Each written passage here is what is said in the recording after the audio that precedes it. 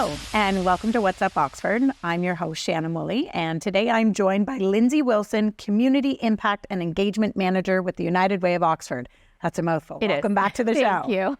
Okay, so fundraising applications are closed. Exactly. Okay. So we just closed the kind of first step in our application process, the statement of interest, and our volunteers are set to review those applications next week. Okay. Yeah. Are you able to share who the applicants were, or are we going to wait? Yeah, we can't share who the applicants are because the volunteers will decide if all or some of them move on to the next step. So we'll keep that confidential for now, but we can share, kind of the types of things we're hearing, the amount of requests and those kinds of things. Okay. So there was a significant increase in requests? Absolutely. So our dollar amount requested through the statement of interest process is over 1.2 million, which is, I think, more than double the request this time last year. Okay. And I know you guys were on a couple of weeks ago to talk about the statement of interest, but Can you just tell our viewers again, what is a statement of interest? What are these applications for? So the statement of interest is meant to be kind of a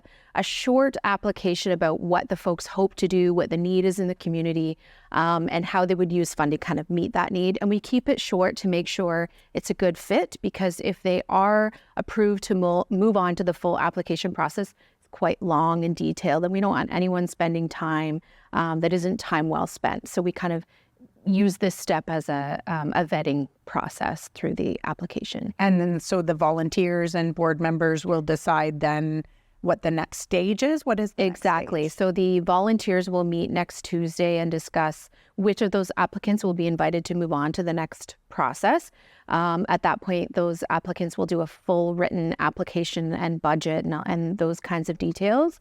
And then starting in January, those folks will meet in person with the volunteer committee to kind of do a presentation and a Q&A about their request. Okay. Are you able to share what maybe one of the applicants was last year who benefited? Yeah. So one of our applicants we've been funding for a couple of years now, so a bit newer to United Way, is called the Strong Start Literacy Program. So it would be a surprise to no one that kids are struggling with reading, especially after the pandemic, and a lot of them really didn't catch up. And so the Strong Start program goes into schools and provides one-on-one literacy mentoring with students who have been identified as not having caught up.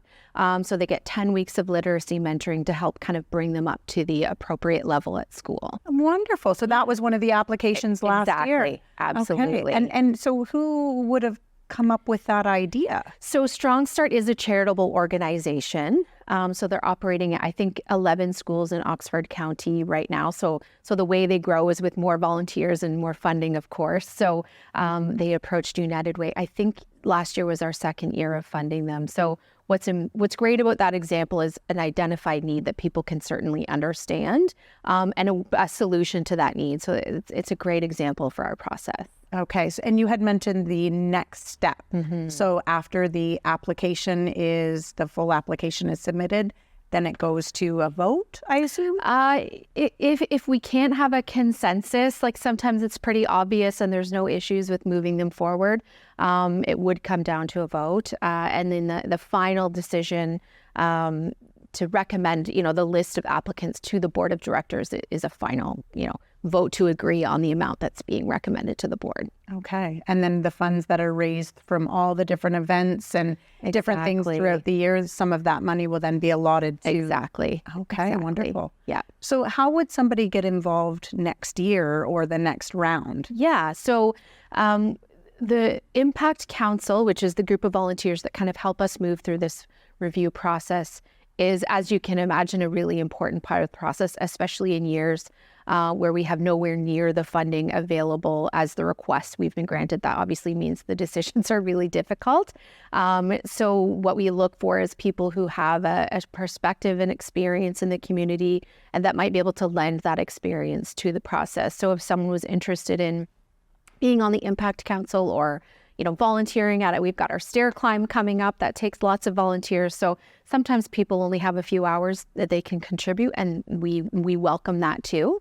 So I think the best way is just to reach out, express an interest, and we can kind of find something that fits your interest and availability. So with the high demand in obviously literacy and homelessness and the food requirements, like there's more demand than ever. Is there, it's safe to say, a big demand needed then for volunteers to get as many people out as you can? Yeah, absolutely. And not just for United Way events, although that's important too. We really encourage people to look for volunteer opportunities in the community. So Strong Start, as I mentioned, or even Big Brothers Big Sisters, which has been a funded partner for as long as I can remember. Those organizations can only serve the people in our community when there are volunteers available to do so.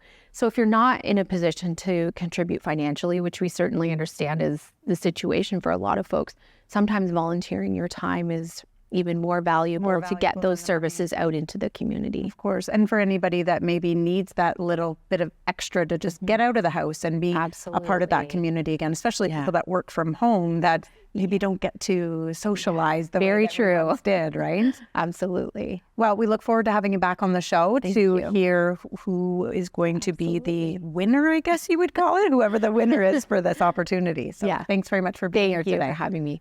We're going to take a short break. We'll be right back.